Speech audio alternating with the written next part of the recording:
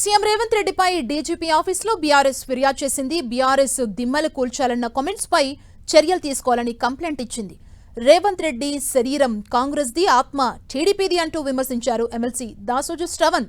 తెలంగాణలో టీడీపీని బొంద పెట్టిందే రేవంత్ రెడ్డి అని ఆరోపించారు. ఇక వేరు కుంపటి పెట్టే ఆలోచనలో భాగంగానే బీజేపీ టీడీపీతో రేవంత్ చీకటి రాజకీయం చేస్తున్నారంటూ విమర్శలు చేశారు.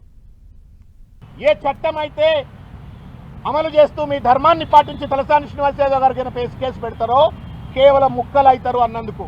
మరి బొందబెట్టండి అంటే కేసు పెట్టరా? పార్టీ దిమ్మలు కూల్చండి అంటే కేసులు పెట్టరా?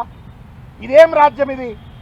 అంబేద్కర్ రాజ్యాంగం అమల్లో ఉంటుందా, లేకపోతే అనుముల రాజ్యాంగం అమల్లో ఉంటుందా? దయచేసి పోలీసులు కూడా ఆలోచించాలా, తెలంగాణ సమాజం కూడా ఆలోచించాలని చెప్పి నేను కోరుతా ఉన్నాను.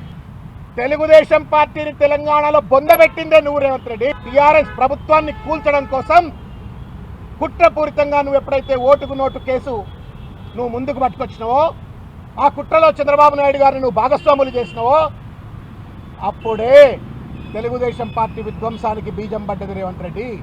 నీ దుందుడుకు వల్లనే, నీ యొక్క అనాలోచిత నిర్ణయం వల్లనే, నీ కక్కుర్తి పడ్డ అగుడుపడ్డ రాజకీయం వల్లనే ఇది జరిగింది. ఈ కన్నుతో బీజేపీ కన్ను కొట్టాలా, ఈ కన్నుతో తెలుగుదేశం పార్టీ కన్ను కొట్టాలా, రేవంత్ రెడ్డి కాంగ్రెస్ పార్టీ జపం మాట్లాడాలా? ఏది నమ్మాలా నిన్ను?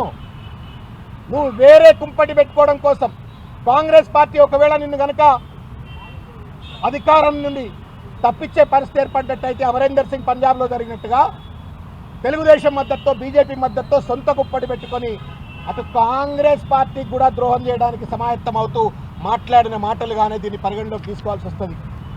ఏ దిమ్మె దగ్గర నిలబడి రేవంత్ రెడ్డి తన రాజకీయ ప్రస్థానాన్ని మొదలుపెట్టిండో అది టీఆర్ఎస్ బీఆర్ఎస్ దిమ్మె దగ్గర, ఆ దిమ్మని కూల్చమని ఇలా అంటా ఉన్నావు. నీకు ప్రజాస్వామ్యం మీద గౌరవం లేదు, రాజ్యాంగం మీద గౌరవం లేదు, నీకు రాజకీయ భిక్ష పెట్టిన పార్టీల పట్ల గౌరవం లేదు.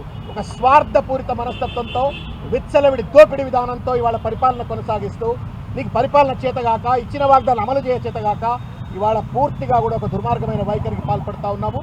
ఎట్టి పరిస్థితిలో మేము పోలీసు వారికి విజ్ఞప్తి చేస్తూ ఉన్నాం, దయచేసి ఏ సూత్రంతో ఏ న్యాయంతో తలసాని శ్రీనివాస్ యాదవ్ గారి పైన కేసు పెట్టినరో అదే సూత్రంతో అదే న్యాయంతో రేవంత్ రెడ్డి గారి పైన కూడా కేసు పెట్టాలని చెప్పని కోరుతా ఉన్నాం.